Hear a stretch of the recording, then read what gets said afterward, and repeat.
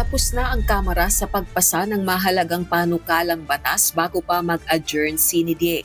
Pero dahil sa girian sa Senado, nakabinbin pa rin ang mga panukalang batas na ito. Apektado rin maging ang confirmation sa promotion ng ilang opisyal ng militar. Kaya ayon kay House Deputy Speaker at Iloilo 1st District Representative Janet Garin, mahalagang makapagsagawa ng special session. Sa Kongreso kasi ang dami na naming natapos. Ang kailangan lang nito ay yung mga counterpart na approval doon sa Senado. Pero hindi naman pwedeng mag-session ang Senado na wala ang Kongreso kasi nga bicameral tayo.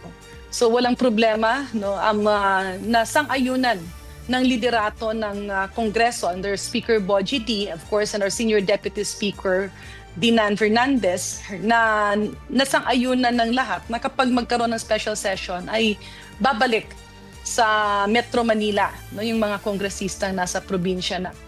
Sa kasalukuyan, wala pang natatanggap na formal na request kaugnay nito ang Kamara. Pero gaya ng ibang mambabatas, ang panawagan nito sa Senado, magbalik trabaho na. No, for now, ang napaka-importante patuloy talaga tayong manawagan sa Senado that we really have to go back to work regardless of their political nuances. No, regardless na kung marami dyan ang gustong mag-Senate President, ang importante huwag nating kalimutan ang obligasyon natin sa taong bayan. Ayon kay Acting Senate President Sherwin Gatchalian, inihahanda na niya ang potensyal na agenda para sa isang special session upang makahabol ang Senado sa mga hindi nito natapos.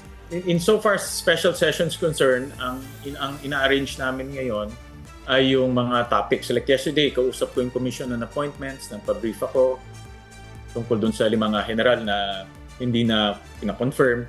And then yung Legislative Department, binibrief rin ako yung mga bills for third reading at yung mga citizenship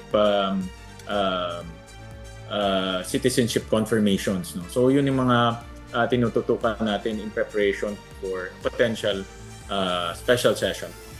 Pero sa pinakahuling pahayag ng Malacanang, nais muna ni Pangulong Ferdinand Marcos Jr. na maayos ang gusot sa Senado bago magkaroon ng special session. Sa ngayon po ay pina-finalize pa po, pero ang gusto po ng Pangulo ay mauna ang Senado na magkasundo. Dahil kahit sabihin natin na mayroong hiling ang Pangulo para sa isang special session, kung sila mismo po ay hindi magkakasundo, mababaliwala po ang naisin ng Pangulo.